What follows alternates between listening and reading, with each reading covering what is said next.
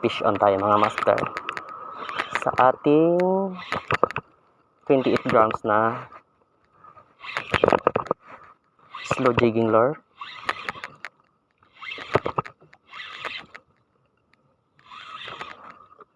Okay, first time nakahuli din. Anong isda to? Anong isda to mga master? Yun.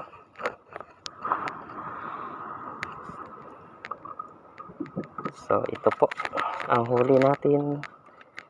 Isda na to. Uy. Okay ito. Okay. Ayos.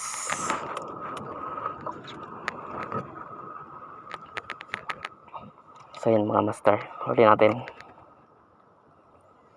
gamit ito, yun o.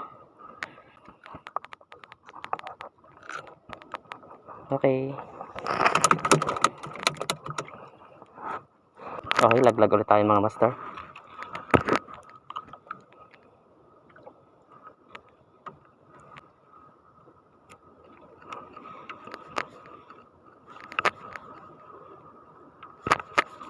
Okay, fish on again mga master.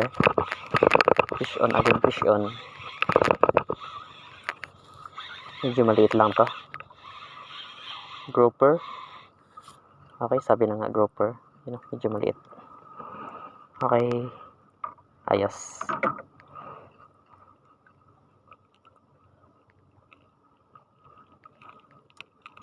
Yun. Okay, strike tayo mga master. Yun, fish on tayo, fish on. Okay, cigar. Yun, cigar rush.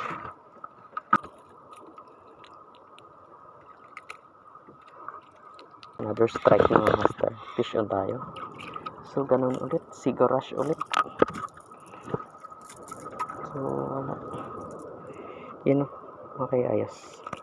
Okay yan, bali pawi na tayo mga master. So, 9:50 na po ng umaga. Halos 4 hours tayo.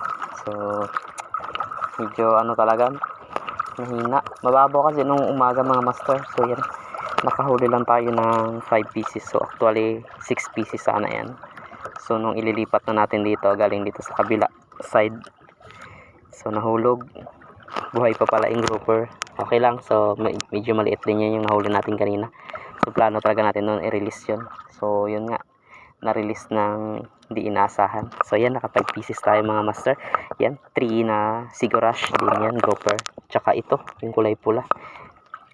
Nahuli natin yan gamit itong ating yan. 28 grams na jigging lure. Okay. So, plus yung grouper. Nahuli na natin yan. Okay, thank you sa pagsama mga master. So hanggang sa muling mga fishing and video. Maraming salamat sa panonood.